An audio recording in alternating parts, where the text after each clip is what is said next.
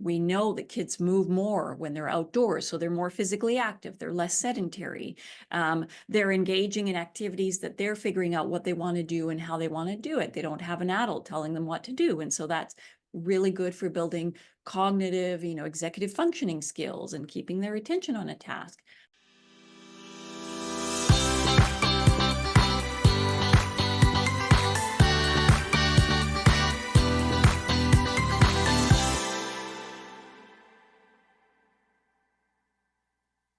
Welcome back for another amazing episode of Let's Move Canada. We're your hosts, Dana and Luigi from the Canadian Health and Fitness Institute. And in today's episode, we are giving you two guests, right? So we will have pediatric emergency physician Suzanne Benno and developmental psychologist Mariana Brussoni about what inspired them to pursue careers that focus on children's health. Now, before we dive into that, let me start again by saying that our podcast is brought to you by the Canadian Health and Fitness Institute, a national organization whose mission is to make Canada the fittest nation on earth by 2030. And of course, our goal is to raise awareness about physical and mental health. So now, let's introduce today's guests. First off, we have Dr. Suzanne Benno, a dedicated pediatric emergency medicine physician based in a hospital for sick children in Toronto, Ontario. Now, beyond her role as a physician, Dr. Benno is an associate professor at the University of Toronto and is the co-medical director of trauma at SickKids in Cahir of the Injury Prevention Committee for the Canadian Pediatric Society. Mouthful, wait until you hear the amazing experiences that she has. Her passions also lie in enhancing pediatric trauma care and injury prevention and control. And next, we have the amazing and equally inspiring Dr. Mariana Brussoni, the Director of Human Early Learning Partnership and a professor at the University of British Columbia in the departments of pediatrics in the School of Population and Public Health. Now, as a developmental psychologist, she's also an investigator with the British Columbia Children's Hospital Research Institute and the British Columbia Injury Research and Prevention Unit. Now, Mariana's acclaimed research delve into children's injury prevention and the significance of children's unstructured outdoor play, exploring both its benefit and associated risks. Suzanne and Mariana, thank you so much for being here. I hope I did you justice. Welcome, welcome, welcome. It's a pleasure. Thank you so much for being here. So the first question we have is actually for both of you. Can you both tell us a little bit about your journeys to the careers you have now and what inspired you to work specifically with children? Yeah, absolutely. So I have experience working with children and youth when I was a teenager myself, and as a young adult. So I was a lifeguard and swim instructor for many years and a gymnastics instructor. And so I had exposure to children and youth through summer jobs and university employment and volunteer work and so forth. And I had an open mind to all ages and all disciplines when I started medical school, but I found myself keenly interested in pediatrics when I did that rotation, and the various electives and experiences that I organized then in pediatric medicine and so forth really solidified my career choice. Wow, that's a lot, actually. Gymnastics, going from gymnastics to being a doctor, that's amazing. And Mariana? I was always really interested in psychology and kind of what was going on in people's brains and what made them tick. And children in particular, they change so much so quickly that when I went into psychology and did my PhD work, I really wanted to understand what changed, what happened for them, and how we could make sure that we structured our world in ways that best supported them. And so, as I came out of my PhD, I was really passionate about doing research that made a difference for children and families' lives. And injury prevention just fit that niche. It was, as the leading cause of death for kids, and being able to really make a difference and support kids in kind of living their best lives and experiencing adventures while keeping them safe. It just was a real form of passion for me. Really love that. Just love it. I love how you frame that, right? Like living your best life, but doing it safely, because the human nature is really that much about having adventures, right? But as long as it's safe, that's how we want to live it. So, Dr. Mariana, now a lot of your research has been around the topic of risky play in children. Can you tell us more about that and exactly what it entails and why it's so important, right? I mean, you started giving a little bit of an intro there about it, but can you tell us more about it? Yeah, absolutely. So the way we define risky play is thrilling and exciting forms of play where children are engaged with uncertainty and there's a chance of physical injury. And so if you think about that definition, actually probably the easiest way of understanding it is to think back to your own favorite childhood play memory. And when we ask people about this, they often talk about, a sense of joy and fun and wonder and being outside with their friends and doing what they want and how they want to do it and kind of limitless time to explore things. And so they're engaging in thrill and excitement. It usually involves things like, say, pushing themselves past their previous limits, like climbing higher, jumping farther, going faster, trying out when they're building something, trying out something more complex, rough and tumble play, those sorts of things. And so it gives them the thrill, the excitement of pushing themselves further. They don't know what's going to happen. Anything could happen. That's part of the thrill. And it's part of also them learning to deal with the uncertainty of the world and kind of building those skills around that. And of course, the chance of physical injury is they're moving their bodies in new ways. And that's part of what my research has looked into. And so you can look at those experiences and actually map them onto really important parts of children's development and health and well-being. We know that kids move more when they're outdoors, so they're more physically active, they're less sedentary.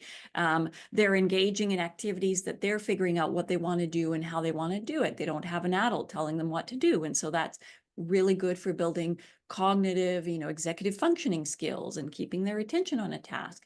They're hanging out with friends and figuring out how they're going to get along or not, and having fights and resolving and all that. And so that's really good for social emotional learning. Things are going well and they feel like self-confident, I did it, or things go wrong and they realize that they have the resiliency to be able to, like, you know what, it wasn't the end of the world and I figured that out and I actually have this confidence to tackle the next thing. So that's just a kind of an example of some of the many things that risky play can offer children. What age do children typically start risky play? Well, like babyhood. So if you think about even how you learn how to walk, that's an incredibly risky activity for a little kid, right? Right. And so it's something that starts from early on, and they just build their skills, and over time they're just figuring out, what they're comfortable with, how can they move their bodies, how the world reacts to their bodies, and as they gain in skill, they can push themselves a bit further and try something harder. But it's something that starts right at the beginning of life. Okay. Interesting. So, Suzanne, as a pediatric emergency physician, you see a lot of injuries in children. So what is your perspective and your thoughts on the findings of risky play being beneficial for children? Yeah. It's so definitely, I see a lot of children in the emergency department with injuries. Just to give you some context, in our emergency department, we see between 70 and 80,000 children per year, and about 20 to 25% of those are presenting with some sort of injury. And so in addition to seeing that spectrum of injuries that are very, very minor all the way up to catastrophic, I am also a trauma team leader. And as mentioned, I direct the trauma program. So I have exposure to all of the children who come to SickKids with serious enough injuries to activate a trauma response. So as you can imagine, these situations can be extraordinarily tragic, and I have a very healthy respect and caution for the potential for severe life-altering or life-ending injury, and also for the sequelae that it has on children and their families, even when the outcomes are positive.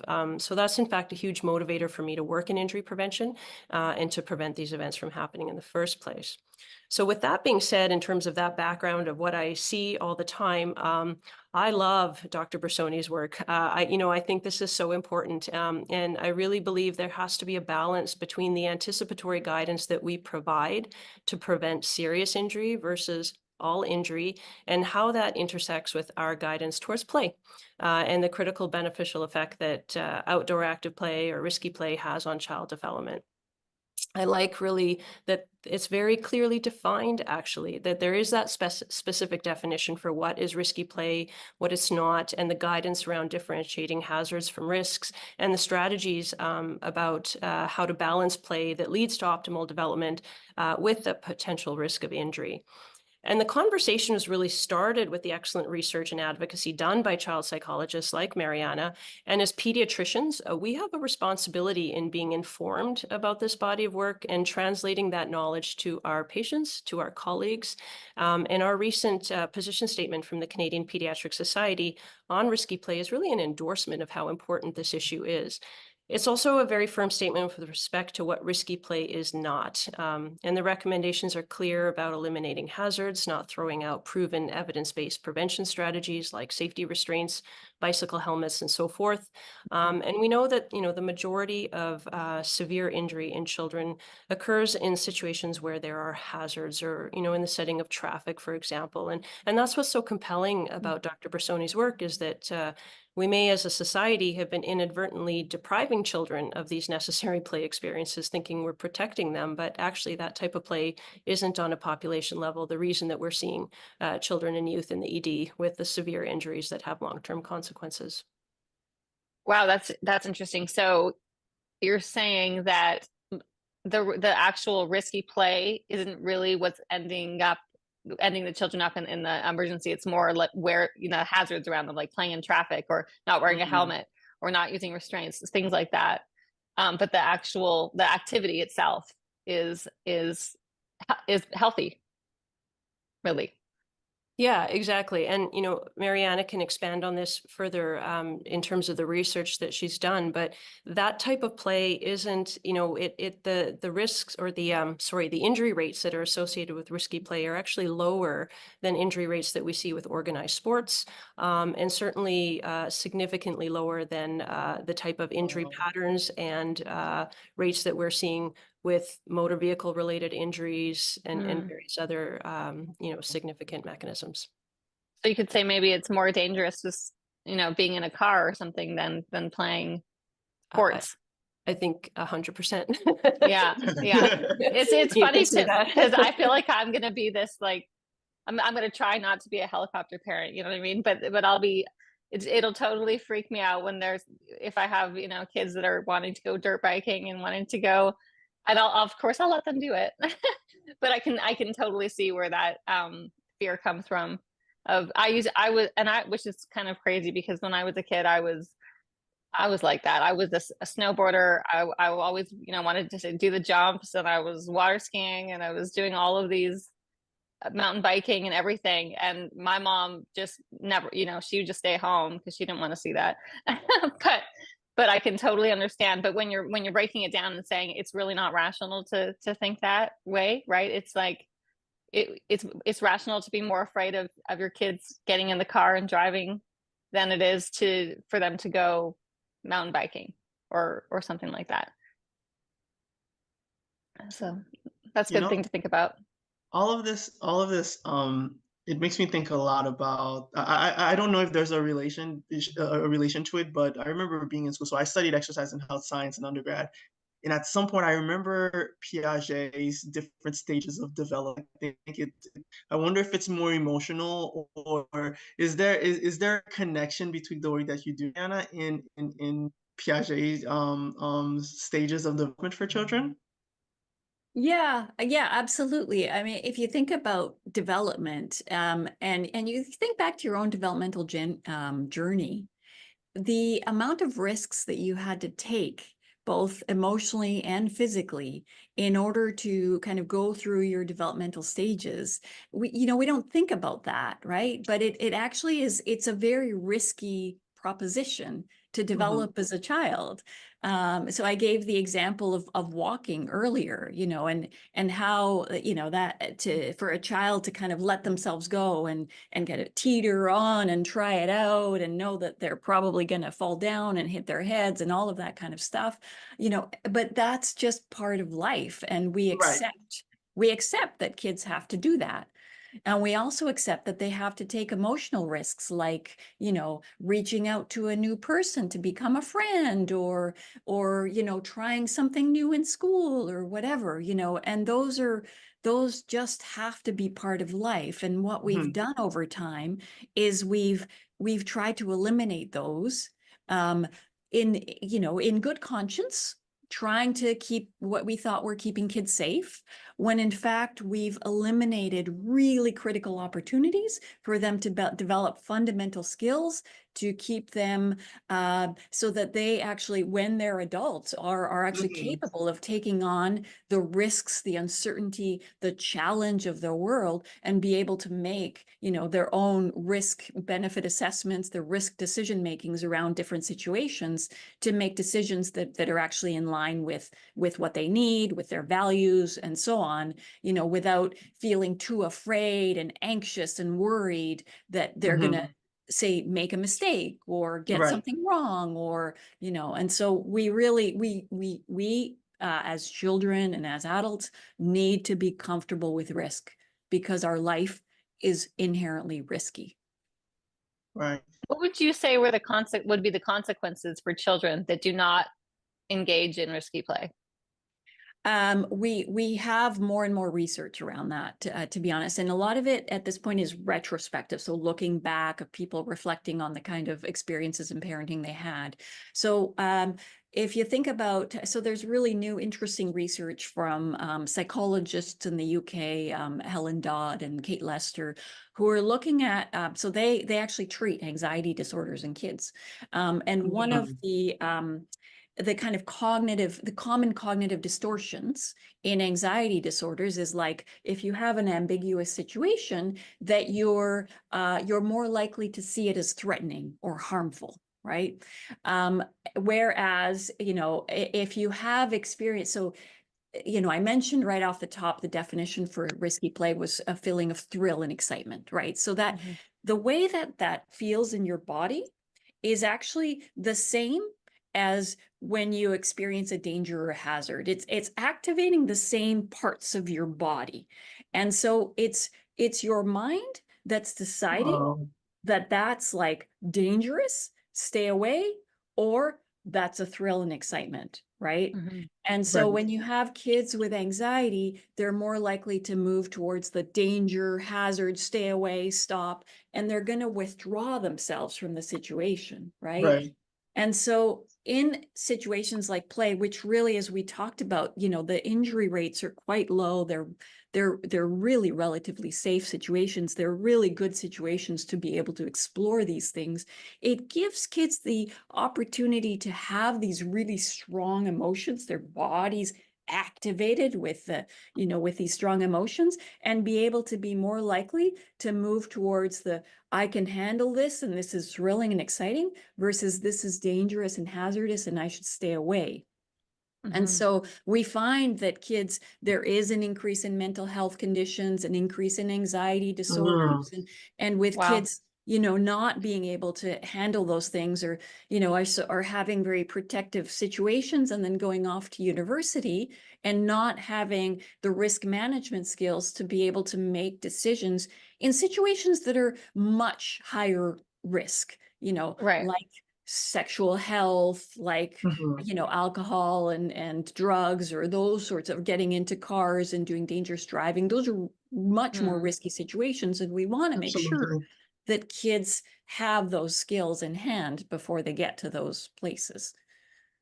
Right. So, like, allowing children to indulge in risky play prepares them for the challenges of life ahead that are going to be even more dangerous, more dangerous, more high risk, more at stake. Well, that's super important for everyone to hear. Very important. So it really helps them. I always think of the fight or flight response, right? It's very much, if you've seen something before and you consider it dangerous, it sounds like if you're used to engaging in risky play, and really in a healthy way, of course, that's not leading into serious injuries, you're most likely to have that fight, right? But you kind of go into flight mode if you're not really engaging in risky play. So it's being less risky as an adult. Yeah. Well, it's allows you to ground yourself and not get Of course. flooded by something, right? And so being able Absolutely. to kind of, think through the situation, but also not avoid the joy of life, right? So Right. like not have the default be that's too scary, that's too dangerous, which is part of the problem when people have anxiety disorders, is that they retreat because it's too Mhm. scary, right? Mhm. Yeah. It's interesting because uh, I always think of where you draw the line in risky play, because things have, again, the potential of becoming so dangerous. So I wonder, for parents who or feel that things are too dangerous for their kids, and Suzanne, you can answer this, right? What are the most common injuries that you see with children coming in? Because again, you have kids engaging in risky play, beyond a certain point it starts getting too dangerous. So I'm curious to know what those common injuries would turn out to be when kids kind of like surpass that threshold. Yeah, yeah, absolutely. So the most common injuries that we see, by and large, are soft tissue injuries, scrapes, bruises, lacerations. We do see fractures, and we do see head injuries. So those Wow. categories are the most common injuries that we see in children, and that's really ubiquitous across all emergency departments. There are certain mechanisms that will predispose to other injuries, like chest and abdominal injuries. Um, And then, like we talked about, the serious injury is generally related to traffic-related injuries or motorized vehicles, these sorts of things. We do see injuries from falls. We absolutely see recreational activities forming a part of, a mechanism of why kids come in. But that's usually when hazards aren't really ideally mitigated, or when Mhm. children and youth are using motorized vehicles, so ATVs and so forth, that they aren't ready for. Oh, yeah, right, Yeah, right. Those are and dangerous. and a growing category of fatality in youth that is captured under injury statistics is unfortunately suicide, and we can't really Oh, ignore the mental health challenge that society faces now, and the impact that's having on our youth as well. Yeah. I was going to ask, how does what the injuries that you see in risky from about coming from risky play or coming from motor vehicle accidents or anything like that, how does it compare to um, all of the rise in metabolic disease in children from sedentary lifestyles, as like obesity and diabetes and all that in children? Yeah, with respect to comparing injury and the consequences of sedentary behavior, I'm not sure how accurate a direct comparison is as of yet. We know, Mariana had mentioned it at the top. We know injury has been the leading cause of death in young Canadians 1 to 44 years of age for a very long time, with some shifts in epidemiologic categories within that group. And for children, the majority of the deaths are related to traffic incidents. The majority of hospitalizations are related to falls. And there, Statistics Canada data shows that between 0 and 14 years of age, for example, there are probably around 200 deaths annually per year, and about 3,500 children have disability that they're left with after that Oh, wow. injury. And then when you Mhm. add adolescents, older adolescents, like 15 to 19, that actually doubles the fatalities, with about half of that being intentional and half remaining unintentional. And there is this huge uptick in anxiety. And the prevalence in youth since 2012 to 2018 has gone from, 34 to 44%, I saw in the literature. Additionally, about 10 to 15% of Canadian children and youth are considered obese, and 25 to 40% are considered overweight. And so I think the consequences of this will likely become more evident to us in a few decades, especially if contributing behaviors are learned and normalized and carried into adulthood. And perhaps then we can make a better direct comparison. I don't know if that answers Mhm. your question, but it's a little bit hard to compare. I don't think we're seeing the full extent of It's the. actually pretty alarming. It's very The rates of overweight children, over obesity, and mental illness. yeah, it's a lot. Has the mental illness have those rates gone up quite a bit in the past 10 years, or and do we know why? So what I'll let Dr. Brussoni speak more to that, but I will say yes. From what I know of the literature and what I see in our emergency department, absolutely yes. These rates have dramatically increased in the last 10 years. Yeah, Yeah. Mariana, you can tell us more about that. Yeah, absolutely. Yeah, it's kind of a very scary thing to see. And I guess what I would want to kind of clarify, we've been talking about injury rates and so on. Mhm. So just to be really clear, the leading causes of injury are motor vehicle crashes and suicides, right? Mhm. Wow. And so Wow. it's ironic that the very things that we're doing to try and keep kids safe, so like driving them around in cars, you know, from one activity to another, making sure they're not supervised, so they're always kind of not letting them walk or bike or places, and kind of limiting their freedom, keeping them supervised, making sure that they're in activities that kind of get them into the right schools, etc. That those are the very things that actually increase the likelihood of Wow. both car crashes and suicides. My. So, you know, That's our very insane. best intentions are having the opposite effect. Very Right. detrimental. And so when talking about mental health, I mean, it's complicated, right? There, you know, the world Mhm. is a complex place, but there's a few things that have been pointed out too. So, you know, like the restricting of children's freedom, there's been research by others, as well as we have an article under review right now, actually looking at the extent to which kids' independent mobility, their freedom to kind of go out and explore their neighborhoods on their own, has been restricted, and how that's associated with their mental health and Mhm. mental self-reported and parent-reported mental health. And so, in fact, finding that as kids' freedoms are more restricted, you see a strong correlation with higher mental health conditions, right? Wow. And so you have kind of the way that we've patterned society to do that. At the same time, we have, you know, phones that are really interesting, kids engaging on those phones for huge amounts of time of their day. That's where they're socializing. We've seen socialization in person go down over time. That was even before COVID. It went down dramatically Yeah. during COVID. So that exacerbated things. We've seen increasing pressures for kids as they're pushed to succeed, because we have, you know, an increasing distance between the rich and the poor, where we've had more and more difference there, and parents are realizing my kids have to get a higher level of education and higher level of achievement to even have a comparable, if not lower, lifestyle than I had, you know, at their age. And so parents pushing their kids to succeed, and a lot of fear around that. And so like spare time is going down, homework is going up, time on screens is going up, freedom is going down, our expectations of kids and their independence and their ability to handle things is going down. You know, so it's complex, but Mhm. it is, you know, very much related to how we support our children in society and the kinds of opportunities that we give them. Right. So Oh, this is so much. I Go know ahead, Dan. it's like I'm sure there's a lot of people that would listen to this and go, "Oh my gosh, I've been doing this so wrong or thinking about this wrong," right?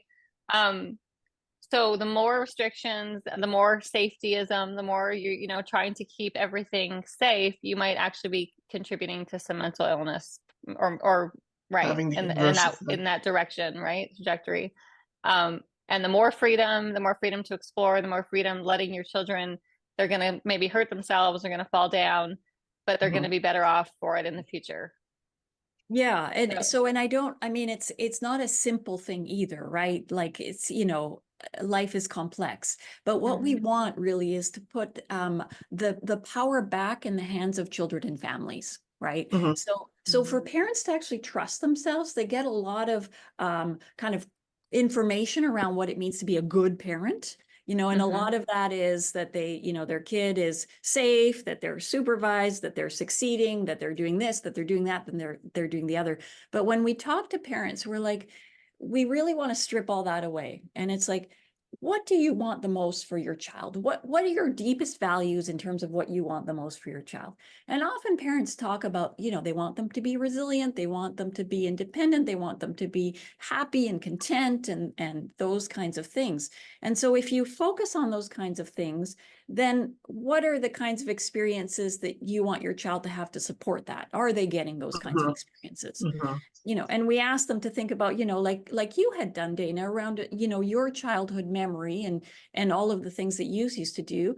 And so are they allowing their kids to do those things? And if not, why not? And so it's really, it's having parents think about what they value the most and realize that they understand their kids better than anyone, right? And so if they strip away that noise, they understand their child, they explore with their child the possibility of freedom, they start to experiment with that, and they, keeping in mind the situations that they live in. Some people live in neighborhoods that are less able to allow this kind of thing. There's a busy road nearby or whatever, right? So we really want to put the control back in the hands of children and families for them to really fundamentally think about what's important to them and not have this be yet another message of finger wagging. Here's another thing you're doing wrong as a parent, right? Because as a parent, we get enough of that already.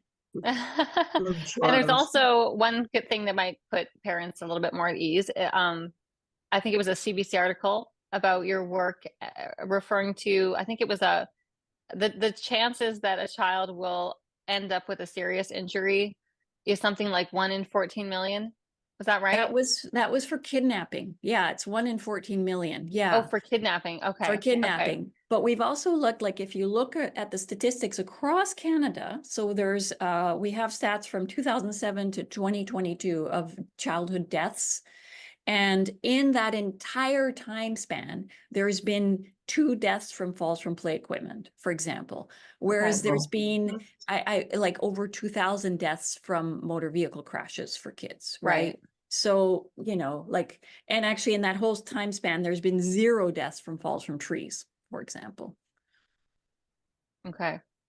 All of this is making me think about the involvement of schools as an institution to support parents in all of this, right? Because, parents are with their kids when they come back home from school, if they go to school, and on the weekends, hopefully when parents have some downtime from work. So I kind of wanted to know from the both of you, one, how important is school in the involvement of allowing risky play or mitigating a healthy level of risky play? And 2, are either of you having these conversations or participating in any way, shape, or forms of conversations happening with, for example, the school system in Canada, right, to really encourage a healthy level of risk in children? You want to go first, Sue? No, you go ahead. You have more experience with this than I do. Yeah, we've actually been doing a lot of work with schools, and Luigi, I think you're picking up on something really important around also a conversation around equity, right? So not all kids have access to, beautiful places to play and stimulating places to play, but almost every kid goes to school. And so schools are really important venues to help support kids having these kinds of experiences in their lives. And they spend most of their waking hours at school, right? So we want to really think about schools. And so we actually have just released a tool a few months ago for schools. It's at teachers.outsideplay.ca.